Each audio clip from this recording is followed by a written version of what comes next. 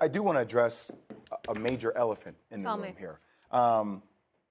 Look, I think one of the things I admire, like I didn't play as long as you did, Jay, in the league. Like your X's and O's are incredible, and legs we just talked about.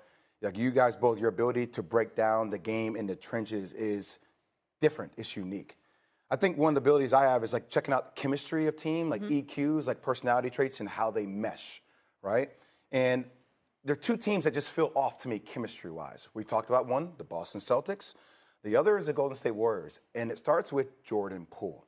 Now, look, Jordan Poole played 10 minutes last game and 0 points, right? Game 3, 5 points in 22 minutes. Game 2, 6 points in 16 minutes.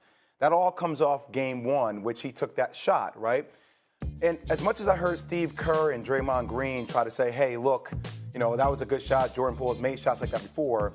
I think all of us here at the table would much rather have had Steph Curry have the ball in that moment, considering he just came off of Game 7 and 50 points. And sometimes in the locker room, there are a lot of things called the cumulative effect that lead up to that moment that can make you look at things differently. Draymond Green had his pod the other day, and he literally talked about, we're going to be fine. And he went through every player in the rotation talking about how they're going to bounce back, from Wiggins to, Steph to Clay to GP to second, everybody. The one person's name he did not mention was Jordan Poole. So I go back to Game 6. Do you think that was intentional, or he just forgot? Well, if I'm talking about this show, if I'm going to talk about legs, I'm going to talk about JJ, I'm going to talk about Molly, I'm going to talk about everybody that contributes. And if anything, if my player doesn't have a good game, I'm going to talk my teammate up to let the world know he's going to come back, he'll be fine. So you take whatever interpretation you want on that. I read into that what I see. Like that felt on purpose. Let me finish one point, Jay. Game 6, okay, because after the sneaking of Jordan Poole, it felt like everybody was against Draymond Green, right? Team struggles on the road throughout the course of the season. But Game 6, where they get blitzed at home, there was a moment that occurred where Jordan Poole was coming off the court, and Dre's trying to rap with him, like, yo, Jordan, blah, blah. And Jordan, get your arm off me. Steph Curry walks by Draymond Green, walks over to Jordan Poole, talks down to him like this, walks back over to Dre, daps up Dre twice. So it almost feels like to me that Jordan Poole feels disrespected.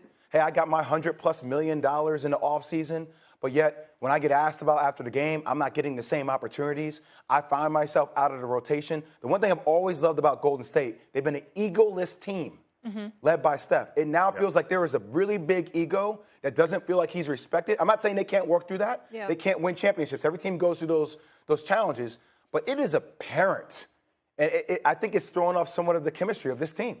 I think it's easy for all of us to get on Jordan Poole for his performance in this playoffs. And given, I brought this up, I think, 2 weeks ago, the Game 6 incident with Steph and Draymond, that was interesting. Of course, the incident earlier in the season. I think it talks more about the overall chemistry issues. I don't know if it's chemistry, Jay. We all watched The Last Dance. I think it's apparent that when a group of people is together for a while, I go back to my Clippers days. Hey, things were rosy in year 1. Things were rosy in year 2. You have a couple incidences, it gets harder and harder to all pull in the same direction. And there was a play, because we talked about this yesterday, the Klay Thompson 2 threes in the fourth quarter that he missed. And there was a play. I went back and watched the bench reaction, right? He comes off a pin down, dribbles one dribble left, shoots a contested 3. You had Draymond with his hands up in the air. You had Steve Kerr leaning back. You had a member of the bench stand up and walk away, right? It goes beyond Jordan Poole. I'm watching the game as an observer from a basketball standpoint. I'm cool with Klay Thompson taking any shot. He's earned that. But for that reaction to happen, hey, there's more to it than just X's and O's. You're spot on, Jay.